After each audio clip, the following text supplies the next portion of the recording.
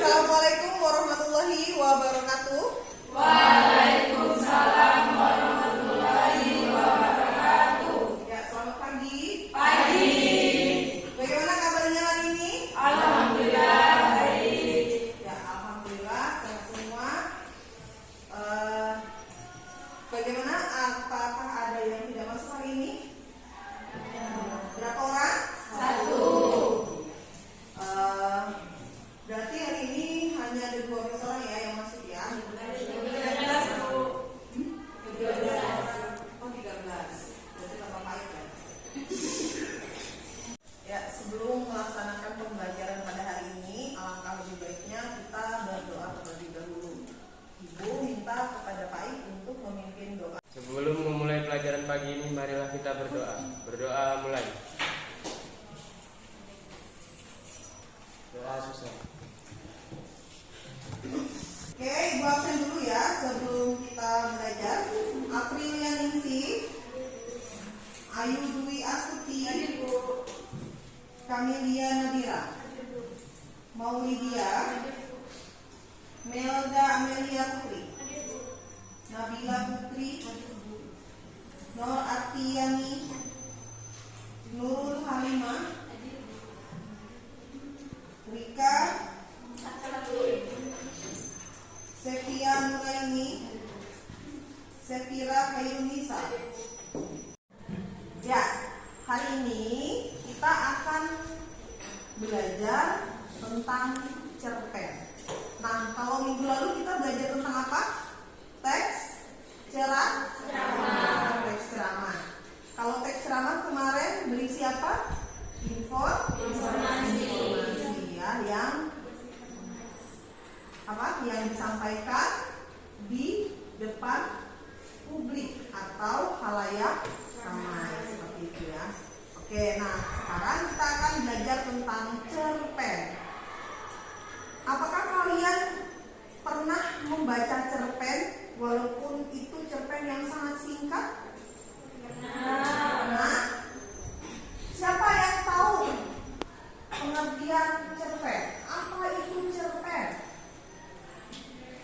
Ya, saya kira Cerpen atau cerita pendek merupakan sebuah karangan atau karya sastra yang berbentuk prosa naratif fiktif atau fiksi. ya, cerpen itu sering kita kenal sebagai cerita pendek ya, cerita pendek. Dan cerpen itu biasanya berbentuk karangan narasi fiksi. Ya, kenapa disebut narasi fiksi? Karena di dalamnya terkandung apa? Imajinasi ya, imajinasi atau bersifat khayal. Tetapi pada dasarnya cerpen itu dibuat berdasarkan suatu pengalaman atau cerita orang lain yang diangkat oleh si penulis sebagai dasar atau latar belakang diangkatnya sebuah cerita ya. Nah, kemudian cerpen itu banyak sekali ya jenisnya. Ada cerpen remaja, kemudian ada romans ya. Jadi cerpen tentang percintaan seperti itu. Nah, yang lebih panjang daripada cerpen apa? Cerpen namanya, cerita panjang. Kemudian ada juga novel. Tapi kalau novel sudah jauh sekali daripada cerpen. Tapi sama-sama cerita fiksi atau karangan yang berisi tentang imajinasi seorang.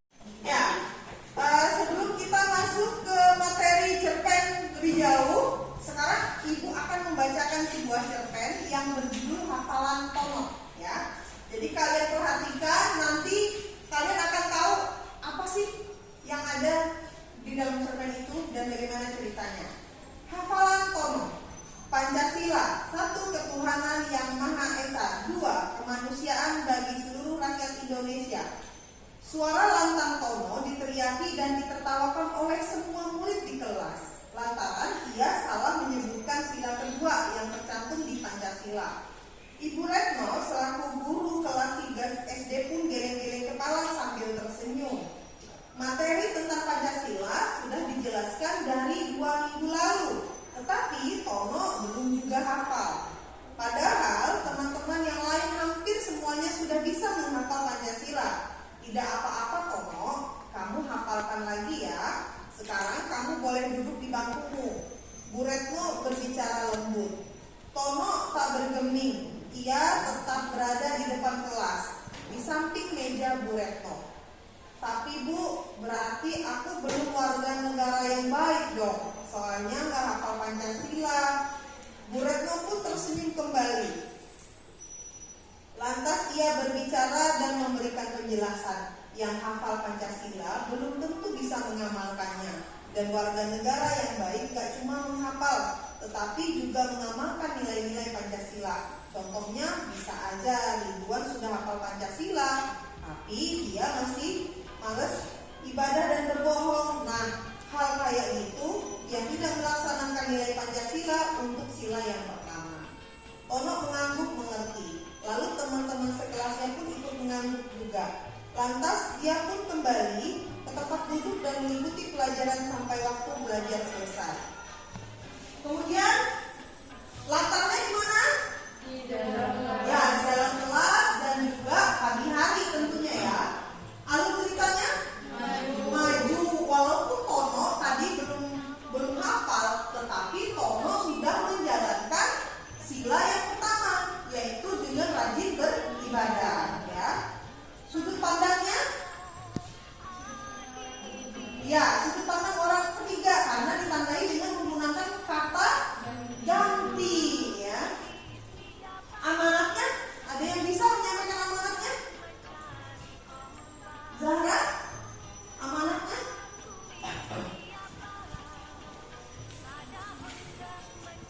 itu amanatnya pendidikan Pancasila harus ditanamkan sejak dini serta mengamalkan. Nilai-nilai Pancasila adalah cara menjadi warga negara yang baik. Iya, betul ya. Pendidikan Pancasila harus ditanamkan sejak dini, tetapi bukan berarti hafal Pancasila lantas dia menjadi warga negara yang baik. Bisa juga sebaliknya, ya. Justru dia tidak mengamalkan apa yang terkandung di dalam Pancasila itu sendiri. Dan sama hal yang terjadi dengan Tono tadi, dia tidak hafal, tetapi dia mencoba mengamalkan butir-butir yang terdapat di dalam Pancasila itu sendiri. Oke, berarti di sini sudah tahu gambaran tentang cerpen. Dan kenapa saya sampaikan dulu gambaran cerpen supaya kalian lebih tahu nanti bagaimana mendalami materi tentang cerpen itu sendiri. Ya, setelah Ibu bacakan cerpen singkat tadi dan kita juga sudah menjawab beberapa pertanyaan yang saya lontarkan kepada kalian berkaitan dengan isi cerpen tadi, yaitu berkaitan dengan unsur. Sekarang, apakah ada yang mau bertanya dulu sebelum kita sampai ke materi selanjutnya? Ya, silakan. Saya ingin bertanya, Oh ya, silakan. isi struktur teks cerpen itu apa aja sih Pak? Struktur cerpen ya. Struktur itu berbeda dengan unsur. Kalau unsurnya ada 2, yaitu unsur intrinsik atau pembangun dari dalam cerpen itu sendiri, dan juga unsur ekstrinsik, pembangun dari luar cerpen. Nah, tadi yang kalian jawab pertanyaan tadi, ketika saya tanya siapa tokohnya, di mana latarnya, itu adalah bagian daripada unsur intrinsik atau unsur pembangun dari dalam cerpen. Nah, amanat sebenarnya nanti akan ada hubungannya juga dengan nilai atau unsur ekstrinsik. Jadi ada nilai sosial, nilai agama, kemudian nilai keindahan, nilai budaya dan lain sebagainya. Masih banyak lagi. Kalau berkaitan dengan unsur itu ada apa? Siapa yang bisa jawab? Struktur ya tadi ya? Ya, struktur. Ada abstrak atau orientasi. Tadi kan diceritakan Tono itu siapa? Siswa kelas 3 ya. Kemudian ada komplikasinya. Komplikasinya itu permasalahan ya. Permasalahan yang muncul di dalam cerita itu sendiri. Permasalahannya adalah apa tadi? Tono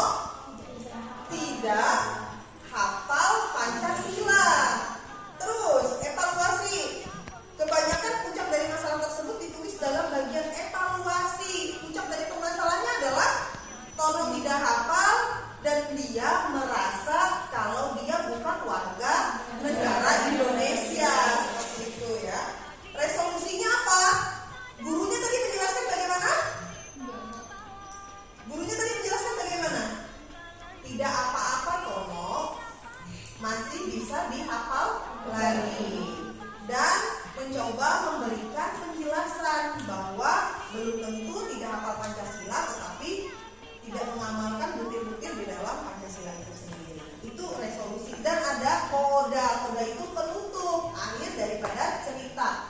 Berarti tadi ada apa?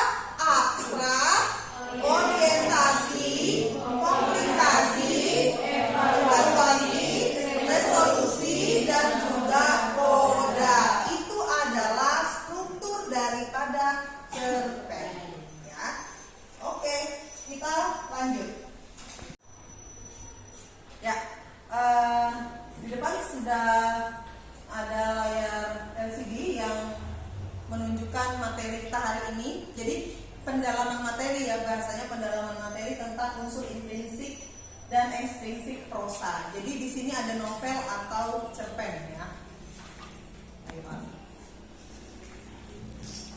Nah, cerpen tadi singkatan dari cerita pendek selesai dalam sekali baca. Sama seperti tadi, Ibu hanya sekali baca aja, nggak perlu berjam-jam kita baca cerpen ya. Nah, ini kan yang kalian tanyakan tadi ya. Unsur intrinsik itu ada tema, ada amanat, ada latar atau setting, ada sudut pandang, tokoh dan penokohan, alur, dan gaya bahasa.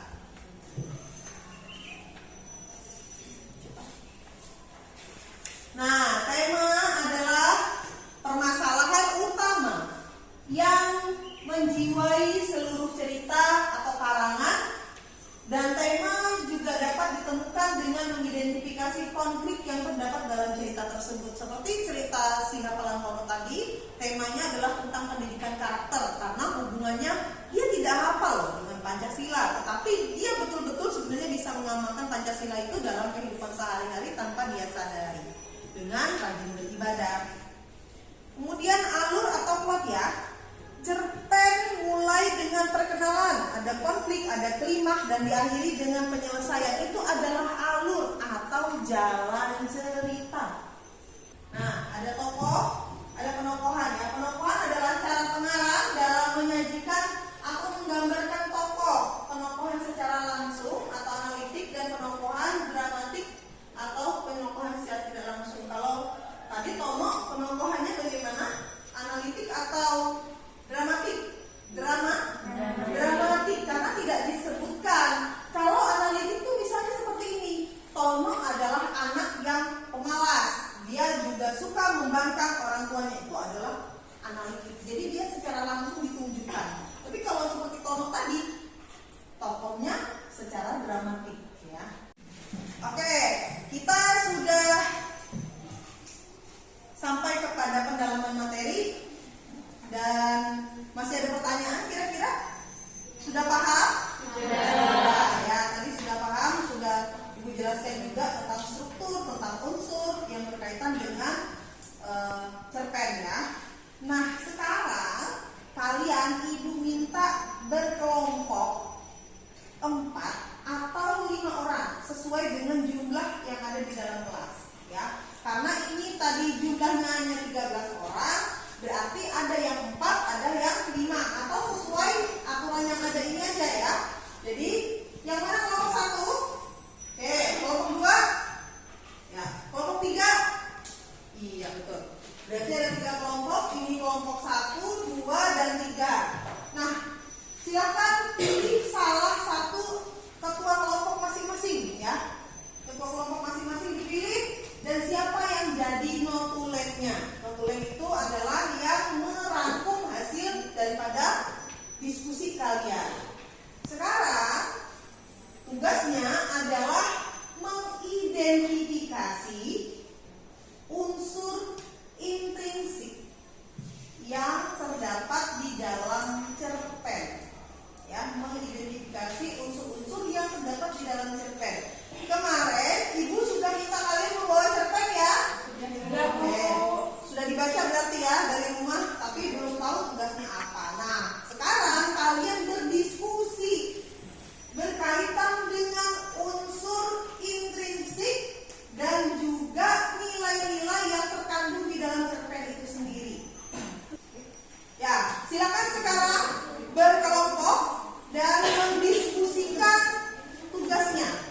Ibu beri waktu nanti beberapa menit, 15 menit untuk kalian berdiskusi karena kemarin sudah dibaca sebenarnya ya dari rumah, dan sekarang tinggal mendiskusikan unsur-unsur yang ada di dalam cerpen itu sendiri. Kalau sudah, nanti kita akan presentasi dan bisa bertanya jawab dengan teman-teman yang lain. Oke, silakan.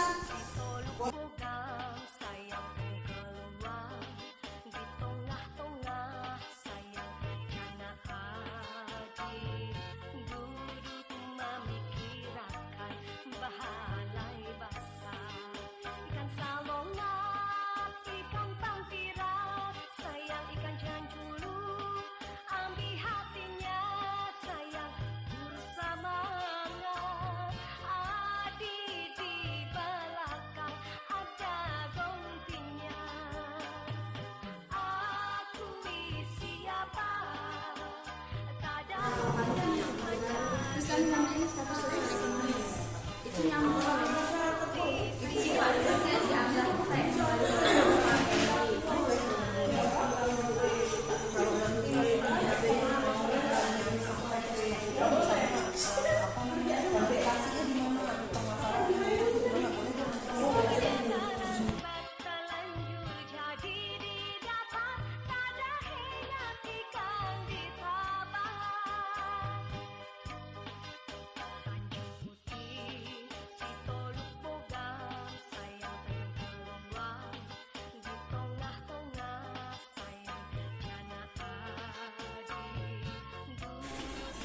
Oke, bagaimana? Sudah selesai belum diskusinya? Sudah. Nah, sekarang saatnya untuk mempresentasikan. Boleh 2 orang dalam satu kelompok untuk maju ke depan. Jadi yang satu membacakan cerpen, yang satu menyampaikan analisisnya. Jadi yang lain boleh bertanya ya. Jadi tolong diperhatikan, nanti kalau teman-temannya maju, kalian juga bisa bertanya dengan temannya, apa nilai moralnya, apa ininya, nanti boleh ya. Oke, silakan. Kelompok berapa dulu yang maju ini? Kelompok 1, 2, 3, terserah, acak, boleh. Kelompok berapa dulu? Ayo maju yuk. 2 orang ya, 2 orang maju. itu Lika. Langsung ya. Assalamualaikum warahmatullahi wabarakatuh. Waalaikumsalam warahmatullahi wabarakatuh. Di sini saya ingin mempresentasikan dari kerja kelompok kami kelompok 2. Menemukan dompet.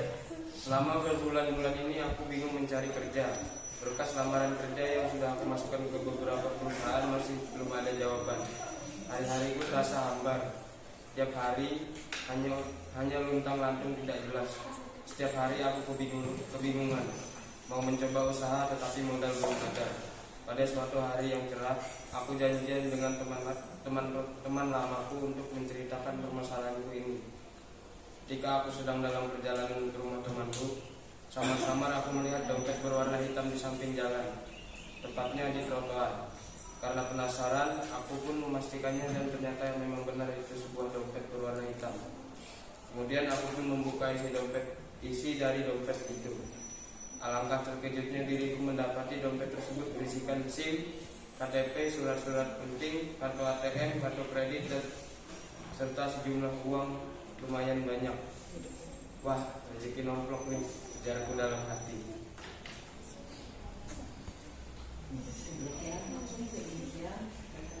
Demikian cerpen dari kami kelompok 2. Oke, dari yang kami analisis itu ada unsur implisit cerpen yang judulnya menemukan dompet. Yang pertama itu ada temanya kehidupan bersosial. Tokohnya itu ada Angga dan Pak Handi. Alurnya itu menggunakan alur maju. Latarnya trotoar, Pak Handi sedih dan bahagia. Gaya bahasanya lugas.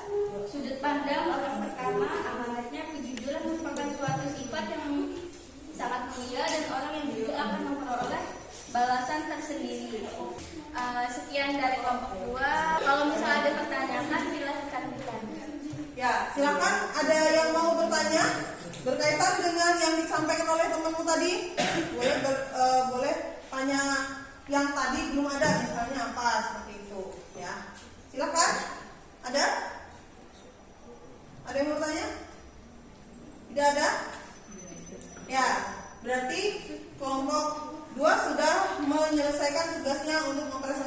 sampaikan dan tadi kita sudah mendengar unsur-unsur intrinsik yang terkandung di dalam cerpen yang berjudul apa tadi? Menemukan dompet. Ya, menemukan dompet. Kita kasih aplaus dulu untuk kelompok 2. Oke, lanjut kelompok berapa? Kelompok 3. Ayo, lanjut kelompok 3. Assalamualaikum warahmatullahi wabarakatuh. Waalaikumsalam warahmatullahi wabarakatuh. Di sini kami akan mempresentasikan hasil dari diskusi kami dari kelompok 3. Belajar di kala pandemi. Aku duduk tak berdaya seperti kehabisan tenaga. Pak Yanto, wali kelasku, memberitahukan dengan tegas bahwa pembelajaran harus dilaksanakan di rumah. Itu berarti seluruh aktivitas sekolah akan dihentikan sementara. Dira, teman sekelasku yang pintar dan kaya. Kebetulan rumahnya pun dekat dengan rumahku. Tetapi ketika aku mengetuk pintu rumahnya, dia dengan sombong seperti mengusir. Ya, unsur intrinsik belajar di kala pandemi yaitu yang pertama ada temanya adalah pendidikan, yang kedua tokohnya ada Lina, Pak Yanto, Emak, dan Dira. Latar dari cerpen di atas, ruang kelas, rumah Lina, rumah Dira, dan kantor desa. Yang ketiga ada penokohan, Lina baik, semangat, pantang menyerah. Emaknya sabar dan penyayang. Dira sombong dan pelit. Pak Yanto baik dan tegas. Alur dari cerita di atas yaitu maju. Sudut pandangnya orang pertama karena ditandai dengan menggunakan kata aku. Amanat dari cerita di atas yaitu meraih pendidikan dan mengikuti pembelajaran di sekolah harus tetap semangat di kondisi apapun. Sekian dari kelompok kami. Jika ada yang ingin ditanyakan, kami persilakan. Nilai moral yang terkandung dalam cerita cerpennya apa? Kami akan menjawab pertanyaan dari kelompok 2 berkaitan tentang nilai moral yang terkandung dalam cerpen yang sedang kami bacakan. Nilai yang terkandung pada cerpen yaitu nilai sosial. Oke, terima kasih. Assalamualaikum warahmatullahi wabarakatuh. Saya dari kelompok 1 akan mempresentasikan hasil dari kelompok kami. Baik luar dalam. Di suatu hari yang cerah,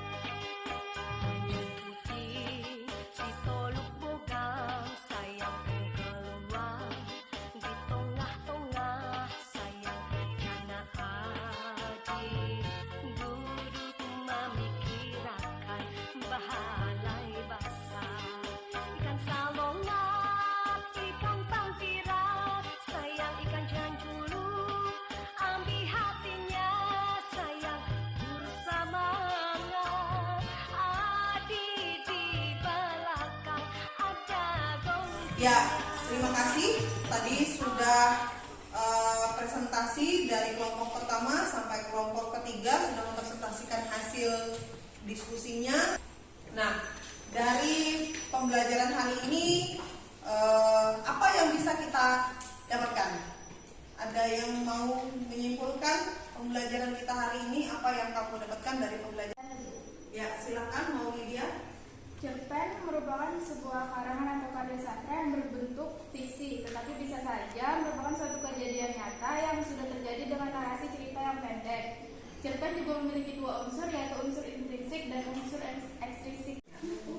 Yang disampaikan Mau Lydia tadi betul sekali ya, bahwa cerpen itu berdasarkan cerita nyata sebenarnya, tetapi dibuat dalam bentuk yang berbeda berdasarkan imajinasi pengarang, dan di dalam cerpen itu ada dua unsur, yaitu unsur intrinsik dan juga ekstrinsik, serta terdapat struktur dari cerpen. Ya, ada pertanyaan? Ada pertanyaan tentang pembelajaran kita hari ini? Tidak ada. Ya, terima kasih. Kalau sudah paham semua, sebelum mengakhiri pembelajaran, Ibu menyampaikan materi selanjutnya yang akan kita pelajari pada minggu depan, yaitu teks proposal ya, teks proposal. perlu diingat ya, teks proposal. Sebelum menutup pembelajaran kita hari ini, alangkah lebih baiknya kita berdoa terlebih dahulu, karena semoga apa yang kita pelajari hari ini menjadi manfaat untuk kita semua. Ya. Oke, silakan yang berdoa siapa?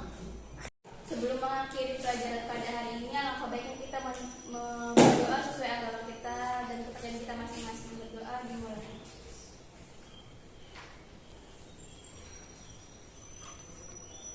Berdoa selesai. Ya, sebagai peregangan setelah melakukan pembelajaran hari ini,